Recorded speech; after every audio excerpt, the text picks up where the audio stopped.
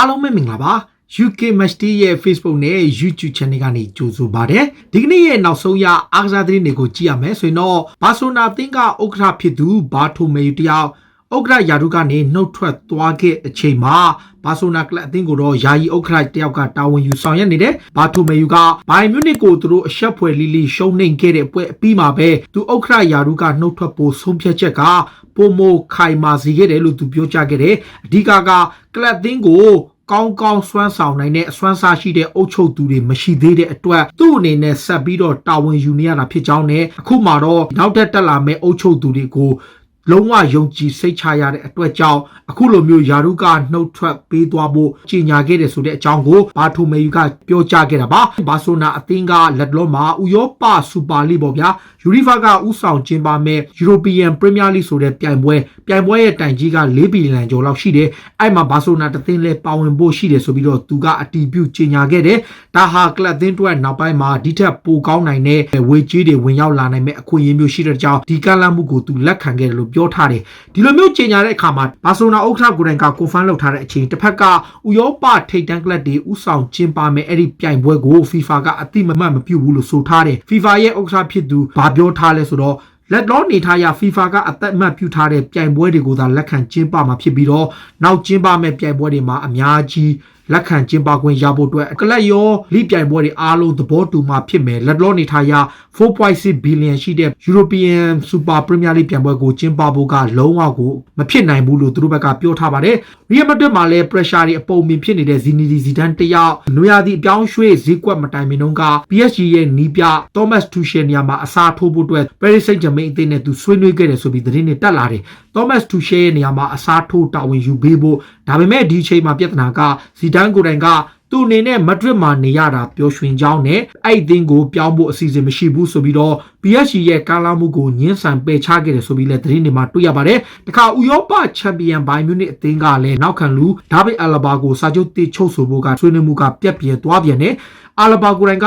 2021ခုနှစ်မှာစာချုပ်သက်တမ်းကုန်ဆုံးတော့မယ်သူ့ကိုစာချုပ်တစ်ချုပ်ဆိုလို့ရှိရင်ယူရို30ပေးရမယ်ဆိုပြီးတောင်းဆိုထားတာပါဒါပေမဲ့ဒါဗစ်အလဘာကိုဥရောပထိပ်တန်းကလပ်တွေကလောက်ခလာစာတွေအများကြီးပေးပြီးခေါ်ဖို့ကြိုးပမ်းနေခြင်းဘိုင်မြူနစ်အသင်းနဲ့နောက်ထပ်တစ်ကြိမ်ဆွေးနွေးမှုကပြက်ပြဲသွားတဲ့အတွက်ကြောင့်နွေရာသီမှာသူဟာဘိုင်မြူနစ်အသင်းကနေတေချာပေါက်ထွက်သွားရမယ့်အခြေအနေမျိုးနဲ့ရင်ဆိုင်နေရပါတယ်လီဗာပူးအသင်းကတော့အခုလောလောဆယ်မှာ Real Madrid နဲ့ပွဲမှာခြေစွမ်းပြဂိုးသွင်းခဲ့တဲ့ Marcus Thuram ကိုစိတ်ဝင်စားနေတယ်လီဗာပူးရဲ့နီးပြယာဂန်ကလော့ကအင်တာမီလန်နဲ့ပွဲမှာလည်းကစားပုံကောင်းခဲ့တဲ့မူချန်ဂလာဘတ်ရဲ့တိုက်စစ်မှု Marcus Thuram ကိုအဓိကစောင့်ကြည့်နေပြီးအဲ့ဒီ23နှစ်ရွယ်ရှိတဲ့ပြင်သစ်တိုက်စစ်မှုကိုလာမယ့်နွေရာသီမှာခေါ်ယူဖို့သူတို့ပြင်ဆင်သွားပွဲရှိတယ်လို့ဆိုထားတယ် Marcus Thuram ဟာနာမည်ကျော်ပြင်သစ်ဘောလုံးမဟောင်းကြီးလီလီတူရန်ရဲ့သားဖြစ်ပြီးတော့မူချန်ဂလာဘတ်မှာခြေစွမ်းပြနေသူလည်းဖြစ်ပါတယ်တခါလီဗာပူးအသင်းရဲ့နီးပြယာဂန်ကလော့ကတော့ကွင်းလေကစားမဖဘီညိုဒန်ယာရတာနဲ့ပတ်သက်ပြီးတော့ Brazil National Team အကြောင်းနဲ့ပတ်သက်လို့အငင်းပွားပွဲရာတစ်ခုကိုသူပြောခဲ့တယ်အဲ့ဒါကဘာလဲဆိုတော့ Brazil Journal ကလီဗာပူးအတွက်တကယ်ကိုအဆိုးဝါးတဲ့အခြေအနေနဲ့ရင်ဆိုင်ခဲ့ရပေမဲ့ National Team အတွက်လည်းထိခိုက်သွားခဲ့တယ်ဆိုပြီးမေးခဲ့တဲ့အပေါ်သူကဘာပြောလဲဆိုတော့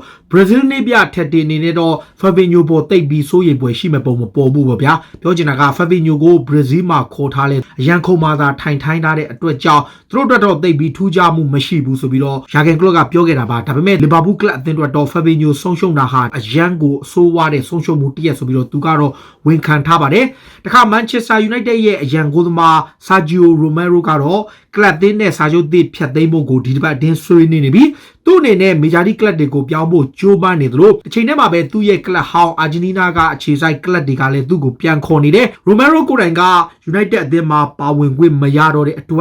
်သူကိုယ်တိုင်အသင်းပြောင်းရွှေ့ဖို့ကြိုးပမ်းနေတာပါကလပ်တင်ဘက်ကသူ့ကိုစာချုပ်ဖြတ်သိမ်းဖို့ကိုသူတို့ကအလိုမရှိပဲပြောင်းရွှေ့ခြင်းတချို့လိုချင်တယ်ဒါပေမဲ့ဆာဂျိုရိုမဲရိုကိုယ်တိုင်ကသူ့အနေနဲ့ကလပ်တင်ကနေထွက်ခွာခွင့်ရဖို့အလွတ်ပြောင်းရွှေ့ခြင်းနဲ့ရဖို့ United တာဝန်ရှိသူတွေကိုဆွေးနွေးနေတာပါနောက် Manchester United ကနွေရာသီမှာ AC Milan နဲ့အတူစာချုပ်သက်တမ်းကုန်ဆုံးတော့မဲ့တူရကီကွင်းလယ်ကစားမချာနာလိုလူကိုခေါ်ယူဖို့ကြိုးပမ်းနေတယ်ဒီကစားမဟာမီလန်ရဲ့အဓိကကစားမတစ်ယောက်ပါ2021ခုနှစ်မှာစာချုပ်သက်တမ်းကုန်ဆုံးတော့မဲ့ AC Milan ကသူ့ကိုကာလာရှီဂျာစာချုပ်တစ်တရက်နဲ့ကမ်းလှမ်းထားပေမဲ့ Manchester United ကသူ့ကို9နှစ်စာချုပ်လောက်ခလာတာလဲ မီလန်မှာရရှိတဲ့လစာရဲ့2ဆနီးပါးထိပေးပြီးကမ်းလှမ်းထားတဲ့တူရကီကွင်းလင်ကစားမကပရီးမီးယားလိကိုပြောင်းရွှေ့ကစားဖို့အလိုရှိနေတာကြောင့် AC မီလန်ရဲ့ကမ်းလှမ်းမှုကိုညှင်းဆန်ပြီးတော့ United ကိုပြောင်းရွှေ့ဖို့ကြိုးပမ်းသွားပွဲရှိတယ်လို့ဆိုပါတယ်ပြင်သစ်ကလပ်လီယိုအသင်းကဘာဆိုနာကနေနေရာမရဘဲဖြစ်နေတဲ့တိုက်စစ်မှု Antoine Griezmann ကိုခေါ်ခြင်းနဲ့ Griezmann ကိုယ်တိုင်ကလက်ရှိနီးပြသစ်လက်ထပ်မှာရောအရင်နီးပြ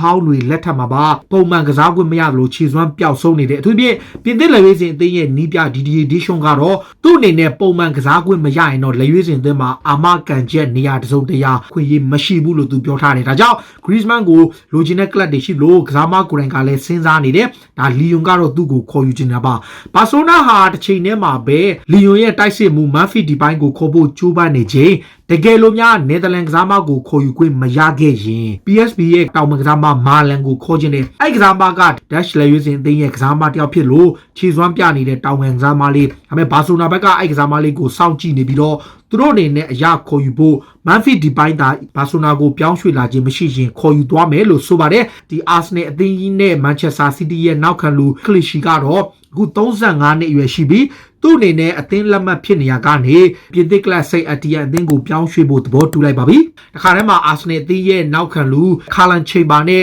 လူငယ်ကစားမလေးမာတင်နယ်လူတို့နှစ်ဦးကတော့ဒဏ်ရာကပြန်လည်တက်တာလာလို့စပြီးတော့လေ့ကျင့်ခန်းတွေဆင်းနေပြီးသူတို့နှစ်ယောက်ကဒူးတန်ရာကြောင့်ကာလာရှီဂျာအနားယူနေရသူတွေပါဆိုတော့အာဆနယ်အသင်းရဲ့လေ့ကျင့်ခွင့်မှာဒီကစားမနှစ်ယောက်ပြန်လည်ပါဝင်လာပြီးတော့မကြာမီအချိန်တွင်းမှာ ready ဖြစ်လာဖို့ရှိနေပြီလို့ပြီးဖော်ပြထားပါတယ်ဒီကစားမတွေကိုအမြန်ဆုံးပြန်လည်အသုံးနိုင်ဖို့ကလပ်အသင်းဘက်ကလည်းအစွမ်းကုန်ကြိုးစားနေရပါတစ်ချိန်တည်းမှာပဲအာဆနယ်အသင်းကတော့စောင်းရသည့်ဈေးကွက်မှာကွင်းလယ်ကစားမမတ်ဇက်အိုဈေးကိုကမ်းလှမ်းမှုရှိရင်ရောင်းချသွားဖို့စီစဉ်မှာဖြစ်ကြောင်းနဲ့တစ်ဖက်ကလည်းဆိုကရာတစ်ကိုလည်းထုတ်သွားဖို့စီစဉ်ထားတယ်လို့ဆိုပါတယ်ဆိုတော့နွေရာသီမှာမူစတာဖီပါဝင်ကစားမအချို့လည်းထွက်မှာဖြစ်တဲ့ကြောင်းအာဆနယ်အနေနဲ့ပြင်ဆင်ပြောင်းလဲမှုတွေအချို့ကိုလည်းထပ်ပြီးပြုလုပ်ရအောင်မယ်လို့နီးပြမီခဲအာတတာကပြောကြားထားပါတယ်တခါချယ်ဆီသင်းရဲ့နီးပြဖရန်လမ်ဘတ်ကတော့သူ့ဘော်ကိုယုံကြည်မှုကင်းမဲ့နေသူတွေသူ့ဘော်ကိုမေးခွန်းထုတ်နေသူတွေဒီယာဒူးဟာသူ့အတွက်ထိုက်တန်တဲ့ယာဒူးဖြစ်တယ်လို့သူပြောလိုက်တယ်သူ့အနေနဲ့ဒီကလပ်ကိုသူချစ်တယ်ဒီကလပ်ကလည်းသူ့ကိုချစ်တယ်ဒီအသင်းအတွက်သူအကောင်းဆုံးပေးဆက်ခြင်းတဲ့ကြောင့်ဒီ job ကိုလက်ခံခဲ့တာဖြစ်ကြောင်းနဲ့ဒီ Chelsea အသင်းရဲ့နီးပြယာဒူးဟာသူ့အတွက်လည်းထိုက်တန်တဲ့ယာဒူးမျိုးဖြစ်တယ်ဆိုပြီးတော့လမ်ဘတ်ကပြောချထားပါတယ်လန်ဒန်မြို့ကန်ပြိုင်ဘက်ဖြစ်တဲ့ Tottenham Hotspur ကလည်းတောင်ပံကစားမ Gareth Bale ကိုနေရာပေးမယ်လို့ဆိုထားပါတယ်နီးပြ Jose Mourinho ကိုယ်တိုင်က Gareth Bale ဟာကြက်ခိုင်မှု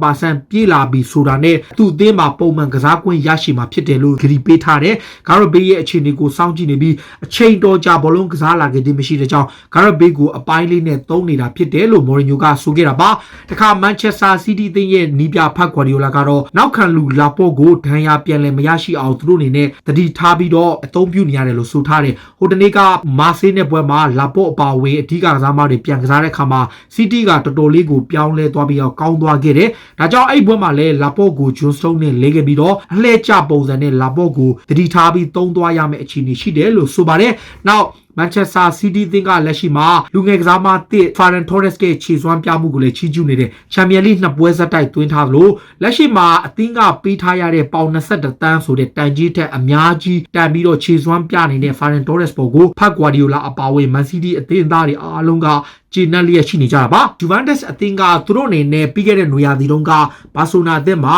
အာထိုမဲလိုနဲ့ပယားနစ်ကိုသူတို့အလဲလှယ်ပြုလုပ်ခဲ့တဲ့အပြောင်းအရွှေ့တစ်ခုကိုပြုလုပ်ခဲ့တဲ့နှစ်ဖက်တင်းကြားမှာအချိန်ချင်းဆွေးနွေးမှုမှာအောင်မြင်ခဲ့တဲ့အခုလဲနောက်ထပ်တစ်ချိန်ကစားမအပြောင်းလဲအလဲလှယ်လုပ်ဖို့ကြိုးပမ်းနေတဲ့ Juventus ဘက်ကသူတို့ရဲ့တောင်ပံကစားမ Bernardeschi ကိုကန်လန်ထားပြီးဘာဆိုနာရဲ့ဒမ်ဘေးလီကိုလိုချင်တဲ့ဒါဆိုရင်တော့ဘာဆိုနာဘက်ကပြောင်းရွှေ့ကြီးတောင်းကောင်းတောင်းနိုင်တယ်။ဘာကြောင့်လဲဆိုတော့ဒမ်ဘေးလီကဒဏ်ရာပြဿနာတွေရုန်းကန်သည့်တိုင်အောင်အနည်းဆုံးပေါင်60-80ပတ်ဝန်းကျင်ရှိနေသေးသူပါ။ Juventus က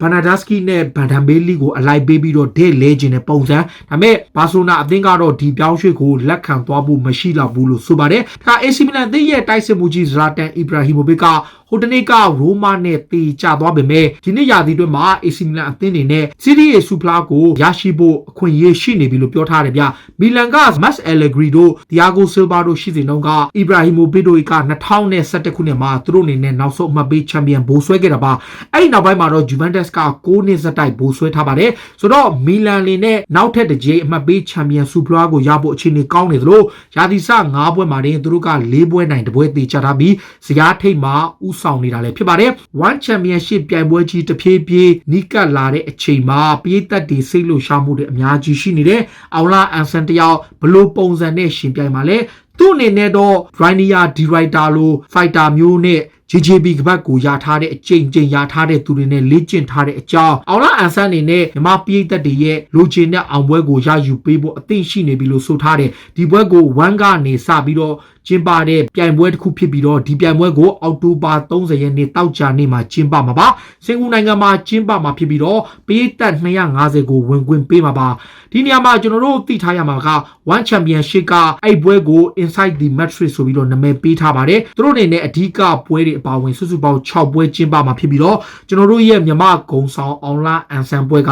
နောက်ဆုံးပွဲအဖြစ် Main Event အဖြစ်ရှိမှာပါသူတို့ One Championship ရဲ့နှစ်ထပ်ကွင်း Champion ကြီးနဲ့ရှုံးပွဲမချီစိန်ခေါ်သူတို့အားတင်ကြမယ်ပွဲပါအောင်လာအန်ဆန်ရဲ့ခြေကန်ချက်တွေခြေထောက်ကန်ချက်တွေလက်သီးထိုးချက်တွေဘလောက်ပြင်းချောင်းကိုသူ့ဘက်ကအကောင်းဆုံးပြသသွားမယ်ဆိုပြီးတော့ဟိုတနေ့ကမီဒီယာတွေနဲ့ပြုလုပ်ခဲ့တဲ့ဆွေးနွေးပွဲမှာသူပြောထားပြီးသားဒါကြောင့်အောင်လာအန်ဆန်ရဲ့အကောင်းဆုံးပုံစံနဲ့အခက်အခဲဆုံးဖြစ်လာနိုင်ပွဲရှိတယ်လို့သုံးသပ်မှုတွေကိုသူ့အနေနဲ့ညင်းဆိုပေးချပြီးတော့ယုံကြည်မှုအပြည့်အဝရှိနေကြောင်းနဲ့ဒီပွဲကိုအနိုင်ရဖို့အတွက်တိတ်ပြီးခက်ခဲပွဲမရှိဘူးလို့လည်းသူကဆိုထားတာပါ One Championship ရဲ့ပွဲတွေကိုကဘာရဲ့ကအားကစားပြည်သက်တွေအားလုံးသူတို့ရဲ့ application နဲ့ website မှာ YouTube channel တွေမှာဓာတ်ရိုက်ကြည့်ရှုနေပါတယ်ဒါကစိတ်ဝင်စားစရာနောက်ဆုံးရအားကစားသတင်းတွေကိုတင်ဆက်ပေးတာပါခုလိုမျိုးအားကစားသတင်းတွေကိုနားဆင်ကြတဲ့ကြည့်ရှင်တော့ UK Match Day ရဲ့ Facebook နဲ့ YouTube channel ကို follow လုပ်ထားကြပါလို့တောင်းဆိုရင်းနဲ့ဒီကနေ့ season ကိုဒီမှာပဲဆုံးသက်ပါစေအားလုံးကိုကျေးဇူးတင်ပါဗျ